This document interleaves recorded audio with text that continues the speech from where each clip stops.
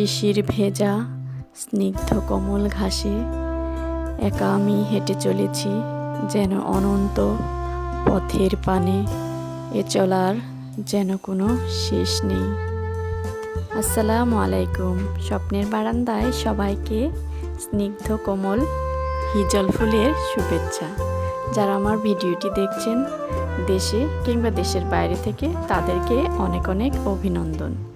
আজকে আমি আমাদের বাড়ির পেছন পাশে একটি ছোট নদী বলবো না, এটাকে আমরা মরাগাং হিসেবেই চিনি। তো আজকে আমি আপনাদের সেই মরাগাঙেরই কিছু দৃশ্য শেয়ার করব। আর এই মরাগাঙের সাথে আমার হাজারো শৈশবের স্মৃতি জড়িয়ে আছে। আর আমাদের ছোটবেলায় এই মরাগাংটি ছিল একমাত্র যাতায়াতের মাধ্যম।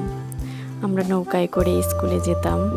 তো একবার ছোটবেলায় আমি নৌকায় ডুবে গিয়েছিল, যাক আল্লাহর অনেক রহমত, কিছু হয়েছিল না। তখন আমি সাঁতার জানতাম না।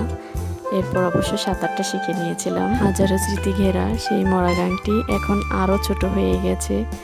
তো এখানে অনেকেই মাছ ধরার ব্যবস্থা করে রেখেছে এবং অনেকে আবার মাছও ধরছে দেখতে পেলাম। আর এই তো নদীর কিনার, বর্ষা মাসে অবশ্য এগুলো একদম পানিতে সব ভরে যায়। তখন আর মরাগাং থাকে না, তখন এটা ফুলে ফেঁপে একদম বড় নদীর আকার ধারণ করে।